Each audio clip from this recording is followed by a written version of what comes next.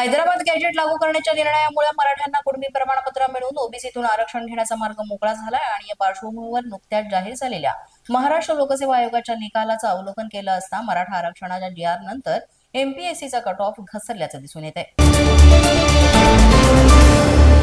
जागतिक अस्थिरतेमुळे सोने आणि चांदीच्या मागणीमध्ये मोठी वाढ झाली असून त्यांच्या किमती अगदी उच्चांकावर पोहोचलेल्या आहेत। गेल्या एका वर्षामध्ये सोन्याच्या किमतीमध्ये तब्बल 44% तर चांदीच्या किमतीमध्ये 45% वाढ झाली आहे।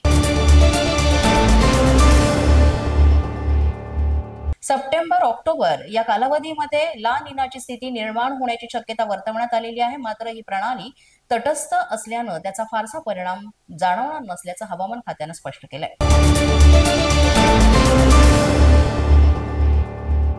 अटल सेतूवर मोठ्या प्रमाणात ओव्हर स्पीडिंग सुरू आहे। मात्र संबंधितांना कोणताही चलान जारी झालेलं नाही। एकूणच यामुळे वाहतूक व्यवस्थापनाच्या कार्यक्षमतेवर प्रश्नचिन्ह निर्माण झालंय।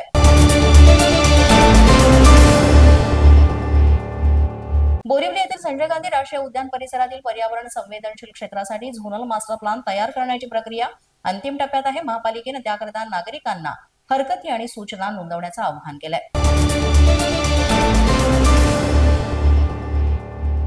महापालिकेच्या निवडणुकीसाठीची प्रक्रिया सुरू झाली असून पालिकेकडे आलेल्या 488 सूचना हरकतींवर पहिली सुनावणी पार पडली। यात प्रभाग रचनेसाठी झालेल्या पहिल्या सुनावणीमध्ये 189 हरकतींवर सुनावणी झाली आहे। नागपूरच्या कळमना कृषी उत्पन्न बाजार समिती संचालक मंडळाची चौकशी करण्याचे आदेश रद्द करण्यात आलेले आहेत। मुंबई उच्च न्यायालयाच्या नागपूर खंडपीठाच्या निर्णयामुळे कृषी उत्पन्न बाजार समितीच्या संचालक मंडळाला दिलासा मिळाला।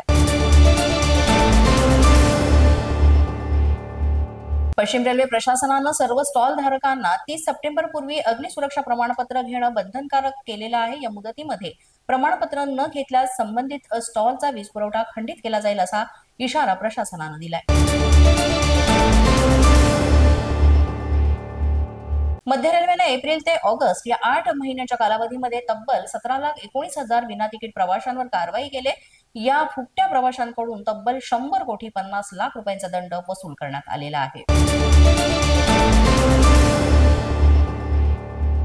शिष्यवृत्तीचा लाभ अधिकाधिक गुणवंत विद्यार्थ्यांना व्हावा यासाठी विद्यार्थ्यांच्या संख्येत वाढ करण्याचा निर्णय घेण्यात आलेला आहे। त्यासाठी सारथीच्या बरोबरच आदिवासी विकास विभाग, सामाजिक न्याय विभाग आणि अल्पसंख्याक विभागाच्या माध्यमातून ही शिष्यवृत्ती देण्याचा प्रयत्न सुरू आहे। पोलीस माझा न्यूजच्या बातमीपत्रात आज इतकंच। तुम्हाला आमचं बातमीपत्र कसं वाटतंय याबाबत अवश्य अभिप्राय कळवा। यासाठी पोलीस माझा न्यूजचे YouTube चॅनल सबस्क्राईब करा। तसंच आमचं फेसबुक, इंस्टाग्राम आणि ट्विटर अकाउंट फॉलो करा।